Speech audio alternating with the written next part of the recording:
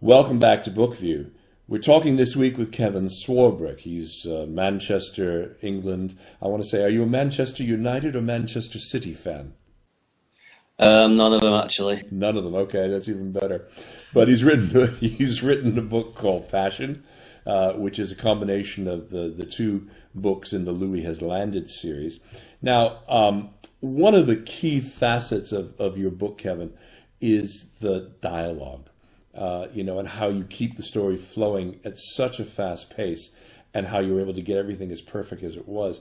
How surprised were you with the dialogue and how far it came? To me, I just did it all naturally, so it wasn't no big shock to me. Like, it was a shock to other people, but for me, it wasn't like, oh right, this is brilliant. This is how I set out to write it, obviously that way, good. But no, it all just happened naturally. I can't really say it was like a big thing to me. It's such an amazing talent that you have for this dialogue. And I have to tell you, for most writers, it's the one part of a story that we really struggle with. I mean, so many writers, myself included, are great at narrative. But when I have to have characters talk, or if I'm even trying to do something simple like remember the exact wording of a quote or a series of quotes, I find it very, very difficult to do. Yet these two characters, Louis and the angel, end up in some of the most incredible dialogue sequences that go on for pages and pages and pages. But what was it like reliving all of that? It wasn't a nice experience reliving it all. But for me, actually reading it all back and then reading it all back, then reality kicked in, what perhaps a fool I was and stuff. I was probably screaming at myself as much as you were screaming at the book at the time. But no, it was hurtful doing it all again. It was hurtful again. Let's say reliving everything and just constantly trying to get it right. First time I got the books out, it's done. And I thought, right, I won't have to relive this moment again. I can just, switch off. But obviously, it did need a lot of TLC going back to it, and my talents have improved a hell of a lot since first writing them and stuff. So it's a case of go back to them, prove you right, and get rid of them words. Make the story still flow, but I wanted to concentrate just on the dialogue. And with Passion, it is more or less just dialogue.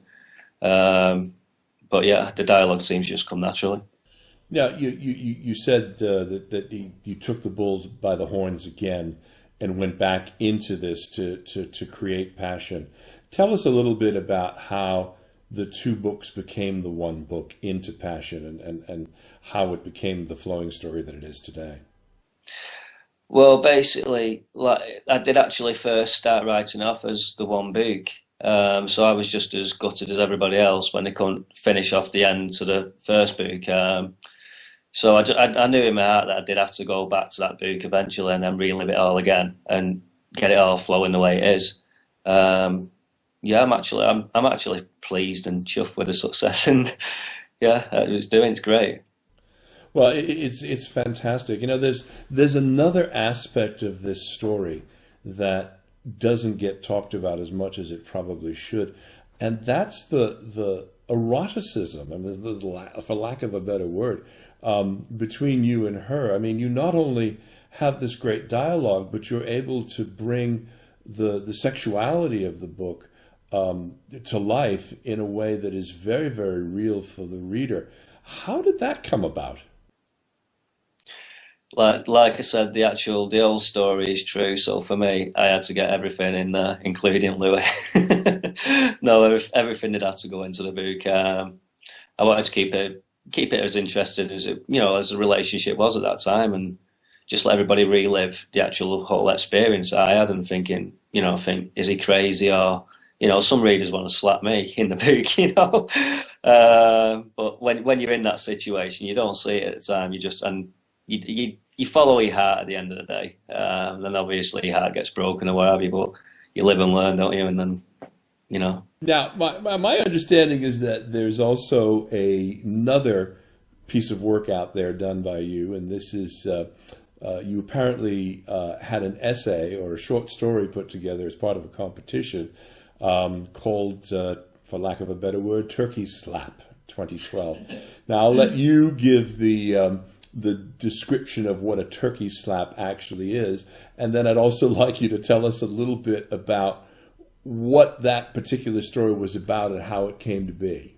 Well, basically, the story had to be funny. It had to be witty. Obviously, it had to be sexy as well, but he had to mention turkey slap in it. So there's the four whips: Melissa Craig, Amber Rockin Norgard, and Chota Parkinson and Dion Lester, who are all in the book. But I thought, well, they're all judges anyway, so I'll throw them in. I'll actually make them into characters. So I made them into characters, and yeah, we had some erotic time in that book. Real or otherwise, I do understand, and we'll put a link into each of those other authors as well, or perhaps we'll have one or two of them on the show. It's really amazing the realism and the truth behind this story. I mean, it's gritty, it's funny, it's real. The dialogue is authentic. You've really done a fabulous job here. Tell us in the last couple of minutes that we have here today. Obviously, you wanted people to walk away from this story with a message. What message was it that you were trying to convey? Well, the message is basically just don't walk around with your blinkers on. No, but seriously, just don't fall in the same sort of trap. And you can, no matter what people people out there do get hurt, and you basically got to pick yourself up and do something positive with that hurt. Now, I'm taking the negatives in my life and turning all them negatives that have been there that have grinded me for 30 odd years. I'm now turning into positives, which is great stories for the readers. Well, you've pretty much said it there. To your own self be true, and you were very true to yourself in this, and it was very courageous, and I'm sure you've had other adjectives used to describe it, but it really is a phenomenal book. The name of the book is Passion. It's the combination with a lot of updated material of two earlier efforts, Louis Has Landed, The Early Days, and Louis Has Landed. I'm sorry, what was the second one? The Second Encounter. The second Encounter. The second book, The Second Encounter. You can purchase all three of them on Amazon.com and Amazon.co.uk, or you can purchase it the way I did, which is as a Kindle book. I was able to read them all on an electronic format. Absolutely loved it. If you want to learn more about Kevin himself as an author, his website is www.kevinswarbrick. That's SWARBRICK, author. So it's kevinswarbrick, author.weebly.com. So it's www.kevinswarbrickauthor.weebly.com. Kevin, I want to thank you for taking the time to join us here on Bookview this week. It's been a pleasure. Thank you for having me, Dennis. And next week, we'll come back with another author and another story. It's been a great pleasure to be here with Kevin this week. You've been watching Bookview with Dennis Campbell. We'll be back again. Thanks.